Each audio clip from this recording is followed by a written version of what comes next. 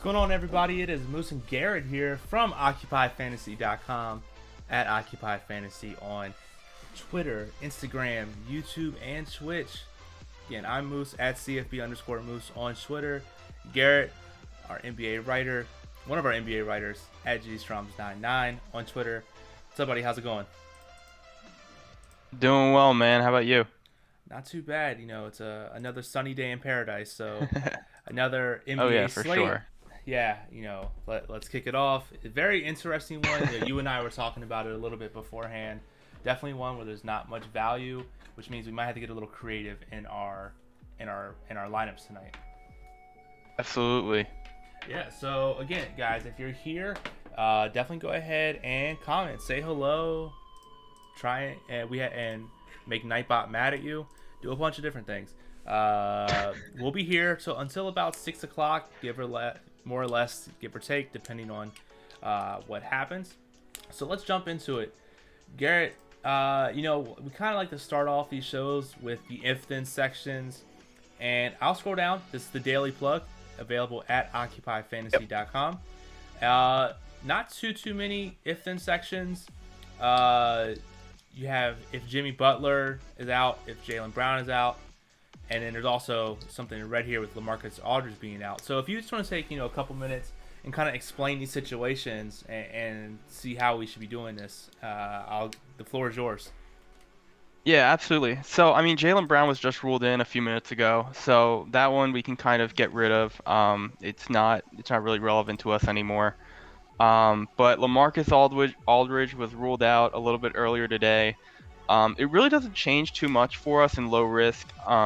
Trey Lyles has been seeing starter minutes already, and Jakob Poeltl has as well. His price is up nearly to 6,000, I believe, on both sites. Both of whom have pretty limited upside. So in low risk, we don't really need to pay attention to them at all. They're more or less high risk pivots off of our low risk options. If you need to pay down a little bit further. Lyles, he's only 4K on FanDuel. I believe he's around that price on DraftKings as well. Let me double check.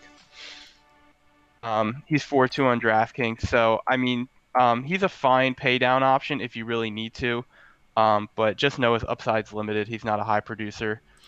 Same with Jakob Poeltl, unless he has a monstrous defensive game, which I don't foresee really happening against the Knicks team that really, Julius Randle is a pretty strong offensive player, and Nerlens Noel won't do much on the offensive end.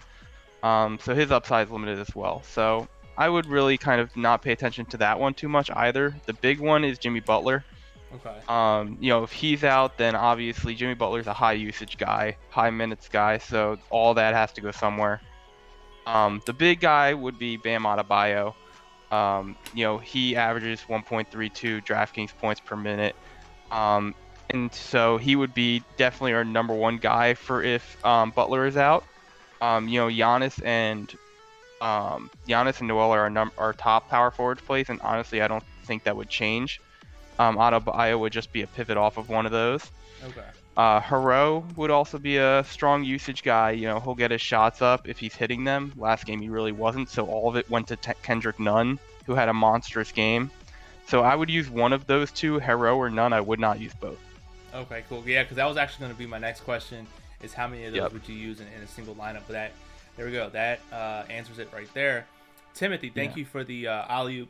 He says, I just had to enable YouTube notifications for the lives. Yeah, so if you like what you see here, definitely go ahead and hit that like button, subscribe, but definitely hit that bell notification to be notified of when we go live and upload any new videos. Got a couple questions here for you, Garrett. Jose says, hey guys, is Brooks, Bane, Morant, and J-Val too much for DraftKings low risk? I'd say it's a little bit too much. Grayson Allen being out doesn't really open up a ton. I would choose one of Brooks or Bane, honestly. I like the combination of Morant and J-Val. You get a little bit of the assist points combo there for Morant and J-Val on a pick and roll. But Brooks and Bane, I would kind of choose one or the other. Okay, cool. And then Leon, what's up, Leon? He says, any interest in Aiden Gasol is out? Yep, Gasol just got ruled out as we were starting to stream, so I have not had the time to update the article. But With Gasol out, um, I have a little bit of interest in Ayton as a high risk pivot. They might run a little bit smaller, the Lakers, so that could limit Ayton's minutes, or it could give Ayton a lot of potential on the boards. It just depends which way it will go. So Ayton's a high risk pivot. I wouldn't play him in low risk. Cool. Awesome. Awesome. Perfect. So cool beans. Yeah. So again, if you have questions, definitely go ahead and ask. Or if you just want to comment, say whatever, you can do that as well. Garrett, let's talk about some of the high owned guys. I'm going to switch back over to the model here. And, we talked about if in sections, and most of those guys, if ruled out, usually carry a little bit lower ownership. But if we filter here in the model by DraftKings projected ownership, which can be checked at the Occupy model, we see a handful of guys over this 25% range. Morant, Giannis, Noel, Bane, George. What's kind of your take on the chalk tonight on these high value guys, or sorry, these high owned guys? Yeah, I mean, it all makes sense to me, really. Bane's gonna be that cheap guy that that a lot of people are gonna throw in their lineups because they need to fit in those expensive guys, Giannis, Morant, Paul George, Westbrook, Jokic. So all those guys are gonna drive up a ton of salary. So you're gonna need the cheap guys like Bane. You're gonna need Monty Morris, guys like them to kind of even it out a little bit. So it all makes sense to me, really. Noel and Giannis are top power forward plays in the plug, and they're honestly the top power forward plays by a lot. Yeah. So I understand why they're the top two there. I understand Morant's place there. Chris Paul, I'm a little shocked with, but it doesn't surprise me too much. Lakers aren't the strongest against guards, so I understand that. Okay, cool. And you said, with you said it was Noel, one of the strongest power forwards here. I see him listed as a power forward on FanDuel. And what we can do in the model is, and just to showcase this, we can go to the FanDuel position filter. Yeah. And we can put in just power forward, and just sorting by DK value, which is kind of more what you want in higher risk contests. So Noel, and you see even Giannis and Noel are the first two there too. Exactly, yeah. Sorted by DK or FanDuel value. Yeah. And that's kind of interesting because you have one expensive, one cheap, so you can kind of go either way with it. Is this a situation where maybe you could pop both in, or because I was are you talking on FanDuel? Yeah. Oh yeah, absolutely. Noel and Antetokounmpo. Absolutely. Yeah. Those. Go ahead. What were you saying? Sorry. I was gonna say that. All right. I mean, yeah, you can plug.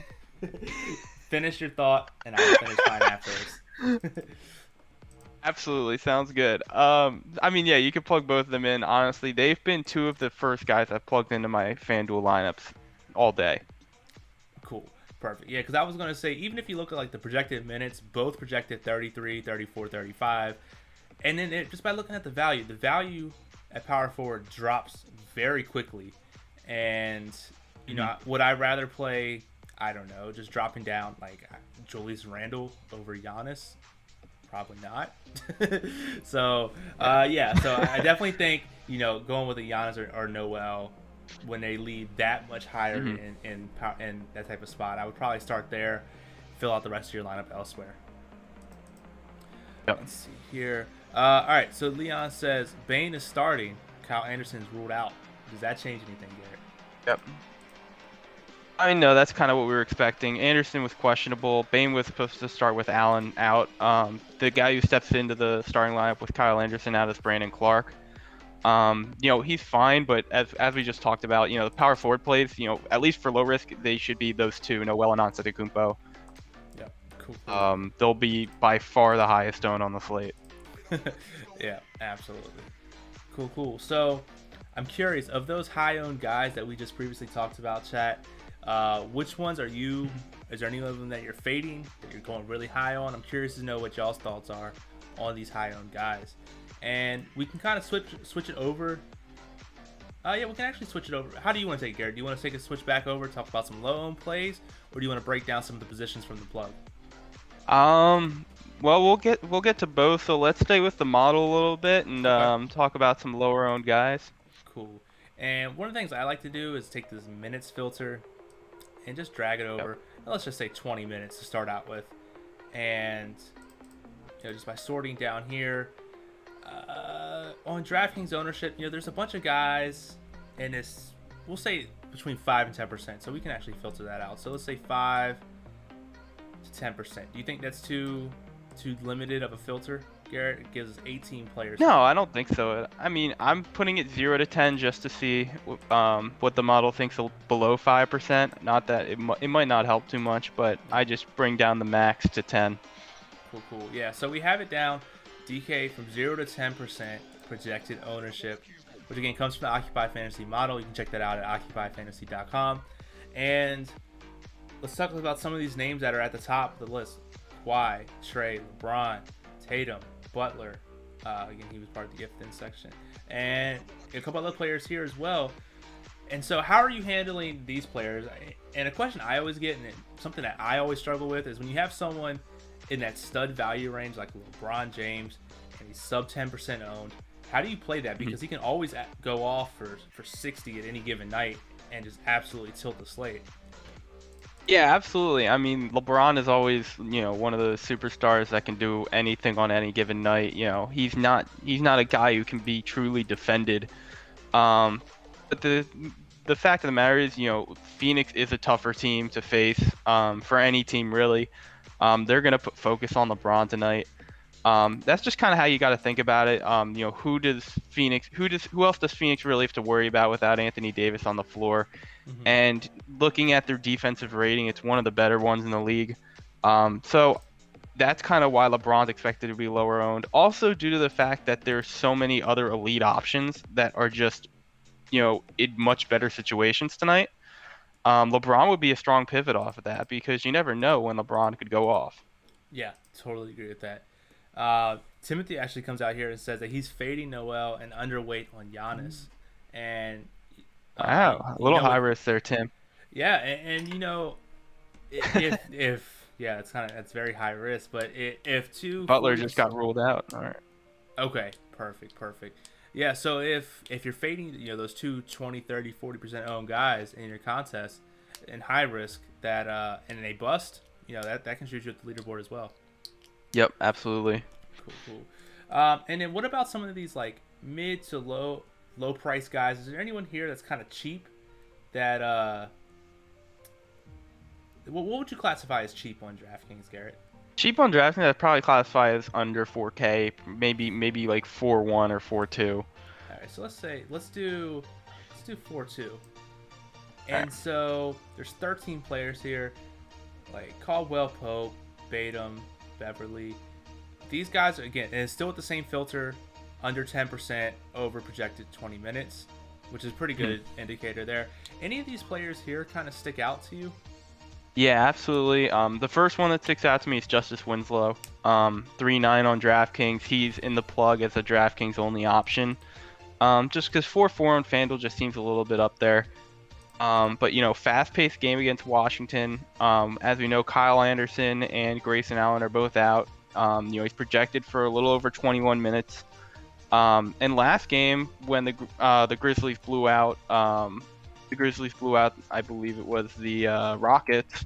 Winslow had a really strong outing. He didn't play much near the end of the game, so he saw his 21 minutes and he produced almost 30 DraftKings points. Given he shot well, but we know Winslow can produce. We know he can accumulate stats on the defensive end. So that's a big cheap option right there that I love on DraftKings. Nice. We spoke about Trey Lyles a little bit earlier about how he could step it up with LaMarcus Aldridge out. And I guess the last one that I would really look at, I guess now with Marcus Gasol out, Markieff Morris. He could see a step up in this situation tonight. Nice. And then what do you think? Like, this just kind of popped out to me, but like someone like Trey Lyles, who doesn't have a very high OF index, relatively expensive, but he's projected for like 10 to 17% owned. Like, I don't know. That definitely sticks out to me. Like, I'm not playing him. I'm not recommending to play him, but that kind of took me by surprise there. Yeah, I mean, it makes sense to me a little bit. The field's going to go after Trey Lyles tonight with LaMarcus Aldridge out. If they need a cheap option, he's going to be one of the first players that people look to because, the injury situations in NBA are so control the field so much. Hmm. So, people see guys, like Alex Caruso, those guys, and they see Trey Lyles around him, and they're just like, all right, well, Trey Lyles gets the boost from the injury. Trey Lyles. That's true. That is true. Yeah. Yes, but still, I'm not playing him at. Yeah, definitely not playing him on FanDuel at projected 17% ownerships. I'll tell you that. Yeah, Um, I'm not either, but I mean, it makes sense. yeah, no, it does make sense now that you broke it down for me. And then I'll just ask Chad again here. Of those low-owned players that we talked about, or these cheap players that we talked about, are there any players that you're going over on? What about any players that you're going under on? What do you think about that? Because these are the kind of players, maybe not in like the 0 to the 10% range, maybe more like the 10 to 20% range, are the guys that can really make your lineup. I guess also like if a 0% goes off for 60, you're doing well too. But do you want to kick it up to that like mid-range section, Garrett? Yeah, it sounds good to me. Perfect. So we'll stick to the DraftKings. I'll reset the salary filter, and let's pop it here. We'll say 20 to 10% here. And like I said, Garrett, I keep the minutes at around 20%, 20 plus. Do you do this? Do you do pretty much the same thing? Yeah, absolutely. I mean, anyone who sees under 20, unless it's like Boban Marjanovic starting. Other than that, I mean, a player's got to see 20 minutes in order to value. Boban can hit value in like 2 minutes if you wanted to. Exactly. Definitely. All right. Jose asks, why is Dante a good play on DraftKings? Yeah, so DiVincenzo, I thought about this a little bit, and Drew Holiday's back, and he'll be a low on play. Don't get me wrong, not many people will play DiVincenzo. It's just such a fast-paced game against Denver, and such a competitive game too. Denver's going to focus a lot on Giannis Antetokounmpo in this game, and although Giannis is going to get his for sure, and he has the highest ceiling on the slate. Giannis is going to have to spread the ball around a little bit, which also means he has a higher ceiling potentially on DraftKings with triple-double upside. But DiVincenzo is going to have to play his part. And if the game stays close, the starters are going to play as much as possible. Mm-hmm. So I just like the fact that his price is down a little bit compared to FanDuel.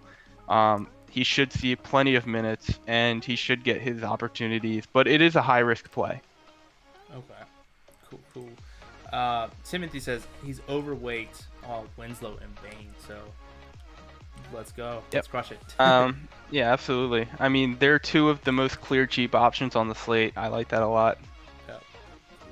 And so if we pop here over back to the model, we got that DraftKings 10% to 20% here, and Jokic at 14% on DraftKings compared to 40% on FanDuel.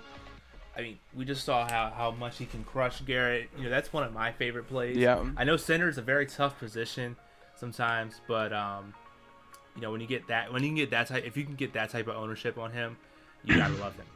Yeah, absolutely. I mean, Jokic, I somewhat understand Jokic being 14% on DraftKings. He has so much upside. I really thought that would be higher. Mm-hmm. I guess it's just the salary. On FanDuel, on DraftKings, it's so tough with salary to fit in multiple elite options. Once you get Giannis in there, it's tough to fit in Jokic. Yeah, but like you said, they have the power forward. It slipped my mind, but the other cheap option, was it Noel? Yeah, Noel. Yeah, I mean, if you go that way, putting Jokic there, that's another way to start it off if you wanted to just play one expensive guy. But if you take a look again, we talked about. Let me switch it up to 11% actually, just so we get the 10% guys out of there. But any of these other players on screen here, these 16 players, kind of really any stand out to you? Yeah, so I mean the first one that sticks out to me, first of all, I mean this one's more of a FanDuel play that I'm going to look at right now, and it's Lonnie Walker. I mean he's 4-2 on FanDuel, and he's expected 14% ownership. That's overlooked to me. I think he should be much higher owned than that. So take that as you may. And then going back to DraftKings, I think the one thing that really sticks out to me is Derrick Rose at 12%. His upside is much higher. I think he didn't see as many minutes last game due to playing a ton of minutes on the night before. He gets a great matchup against San Antonio, so I think that he's in a pretty crush spot at his price. And then also DeMar DeRozan, he's been showing the last few nights that he can really produce. And New York is not really a great team, and this game's expected to stay close. So I also like DeMar DeRozan. Nice, cool, cool. John asks, "What's your Aiden exposure tonight, Garrett?" My aim exposure, I really don't have any. I really haven't made my lineups yet either. If I did have any Aiden, it would be lower owned, probably under 10%. Okay, cool, cool. Cool. So we have about 7 minutes left or so. Um, let's hop over to the plug. What position do you want to talk about that we haven't really talked about so far tonight? Yeah, so I mean, we talked plenty about the big men, I think. I guess we could talk about point guards. We haven't really gone too much into that yet. Okay, perfect. So I'm gonna hop back over to the daily plug, and we take a look here at point guards. What was written up was Russell Westbrook as an elite option, John Morant and Derrick Rose as mid options, and then other options Chris Paul and Monty Morris. So if you want to just take a couple minutes and break that down. Yeah, absolutely. I mean, Russell Westbrook was really clear cut to me. The matchup tonight just really can't get much better. He goes up against Memphis. This game has an over/under right now of 237, the highest on the slate. Washington favored by just 1.5 points. So, I mean, all of that already just adds up. Close game, high scoring, fast paced. Westbrook thrives in that. He has tons of upside. He's shown he's kind of a new man recently. I believe he's triple doubled. Let me take a look at his stats. Yeah, he's triple doubled in 2 of his last 3. And we all know Westbrook has tons of upside, and I just think his price is too low in this matchup. Yeah. Cool. And then the next guy, John Moran, on the other side, same reasons really. Fast-paced game, weak defense. Morant really hasn't played a ton of minutes lately, but that was mostly because of blowouts. As we talked about earlier, Memphis blew out Houston by I think it was 49 points the other night. I think that was the biggest blowout in Memphis history. Wow. So he really didn't have to play a ton. So John Morant definitely has a ton of upside tonight, and I think the field will be all over him. So in low risk, I would just eat John Morant because I think it's good chalk. And then Derrick Rose, we talked about him a little bit earlier. He's going to play a ton of minutes with Alfred Payton remaining out in the starting role. He has double-double upside. The Spurs are the worst point guard defense in the NBA. So all that just makes him a really strong play. And then Chris Paul and Monty Morris. Morris is just, the Nuggets are down to, I believe it's 3 guards. Morris, Jamal Murray, and PJ Dozier. A lot of people were talking about PJ Dozier the other night. He's going to play big minutes. That didn't really turn out to be the case. If a game is close, more likely than not, they'll stick with the starters, and Morris is a starter. So he has 30-plus minutes upside tonight. And then Chris Paul, you saw the field is all over Chris Paul tonight. Against the Lakers, in my opinion, he's a little overowned because of all the other great point guard options, but he's a strong pivot off of guys like Westbrook. Lakers aren't the strongest point guard defense. It's expected to be a close game, and Chris Paul's has seen much higher usage recently. So I think that's why, he's pretty high owned on this slate. Okay. Perfect. Perfect. Cool. That's awesome, man. I mean, the way you broke it down, and it just shows that the daily plug is absolutely a great way to start off any research into the slate. Not saying to use it only that, but it's definitely a great research tool. Use the plug with the model. You can pretty much get a lineup very quickly. Jose asks, is Herder a good low risk play on DraftKings? I would say he's a decent low risk play. His upside is really limited. But in low risk, we're just looking for safety. The only thing that I worry about is Bogdanovich is expected to come back today, although he's on a minutes restriction. That could take some minutes away from Huerter. Um, they just played Miami the other night. They're playing them again. Huerter had 6 steals in that game, so that's what really bumped up his points. So, he's a decent low risk option, but he wouldn't be my first choice. Okay, take that. What's up, Eagles? He says, late to the party. Let's get this money. So in about 2 minutes when we end this, go ahead and rewatch it. And really good breakdown. I really like the show we did tonight. Thank you, Garrett, for coming on. But if you had any last lingering thoughts Absolutely. or anything else you want to plug for the next 2 minutes, now's your time.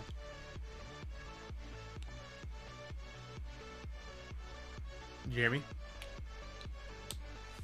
Oh, no. Wait, what did I say? Sorry. What did you say? No, I said we got a couple minutes left. If there's anything else you want to plug or anything else you want to talk about. Oh yeah, sorry. I don't know why my mic didn't get that in. Good. No, but I'm. Let's keep working hard tonight, guys. Let's win some money. It's a tough slate. I'll be honest with you, it's a tougher slate. A lot of elite options, not a ton of very strong value. So I mean, be smart about it. Don't put so much of your money on this slate because it's not the best. But I mean, it's a great high risk slate, honestly. So take some risks. Be smart about it, though.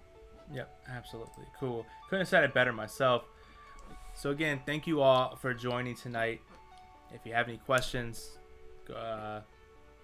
hopefully you can ask it next stream, or you can ask the Discord. Or in the Discord, yeah. occupyfantasy.com/Discord. We're always chopping it up there. But until next time, Moose and Garrett here from occupyfantasy.com. Have a good night.